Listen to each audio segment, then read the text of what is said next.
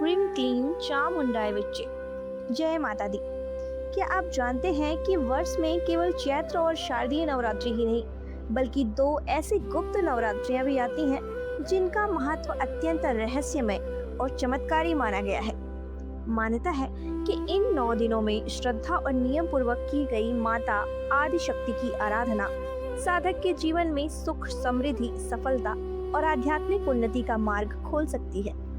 आज के इस वीडियो में हम जानेंगे आषाढ़ गुप्त नवरात्रि 2026 कब से कब तक रहेगी, कलश स्थापना का शुभ मुहूर्त क्या है, व्रत कब से रखें, पूजा कैसे करें और इन 9 दिनों में कौन सा मंत्र जप सबसे अधिक फलदायी माना गया है। इसलिए वीडियो को अंत तक अवश्य देखें। नमस्कार, आपका स्वागत है आस्था, श्रद्धा और भक्ति में।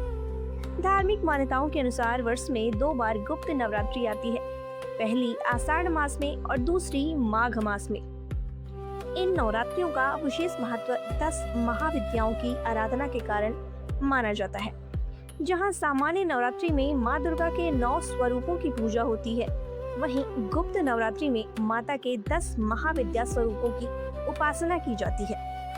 10 महाविद्याएं और उनका महत्व क्या है, चलिए जानते हैं। पहली महाविद्या माँ काली। इनकी आराधना से भय दूर होता है, शत्रुओं पर विजय मिलती है और न्याय संबंधी मामलों में सफलता का आशीर्वाद प्राप्त होता है। दूसरी माँ तारा।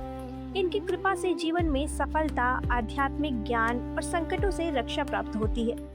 तीसरी माँ त्रिपुर सुंदरी। इनकी उपासना धन, सौभाग्य, सुख, समृद्धि और मनोकामनाओं की पूर्ति कराने वाली मानी जाती है। चौथी माँ भुवनेश्वरी। इनकी कृपा से वैभव, भूमि, भवन और राजयोग प्राप्त होने की मान्यता है। पांचवी माँ छिन्नमस्ता। इनकी साधना से कार्यों की बाधाएं दूर होती हैं और रुके हुए कार्य पूरे होने लगते हैं। छठी माँ त्रिपुर भैरवी।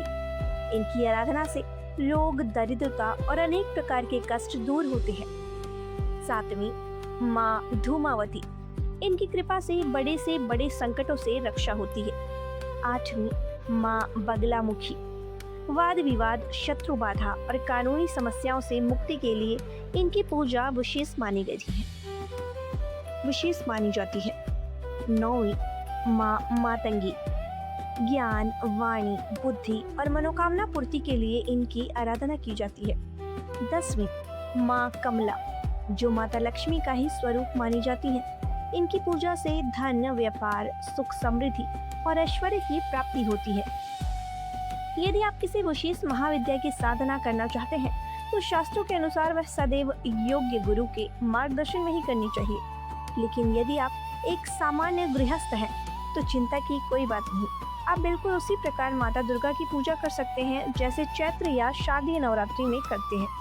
श्रद्धा, सात्विकता और सच्चे मन से की गई पूजा भी माता को अत्यंत प्रिय होती है। अब चलिए जानते हैं कौन से मंत्र का जप करें। पूरी गुप्त नवरात्रि में माता के मंत्रों का जप अत्यंत शुभ माना गया है, विशेष रूप से ओम ऐं ह्रीं क्लीं चामुंडाय विच्चे। इस मंत्र का प्रतिदिन श्रद्धा के साथ अधिक से अधिक जप करें। यदि आपकी कोई विशेष मनोकामना हो, यानी जैसा आप संतान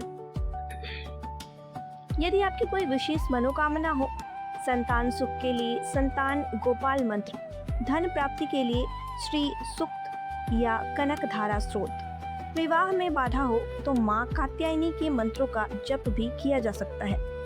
अब चलिए जानते हैं पूजा के विधि के बारे में।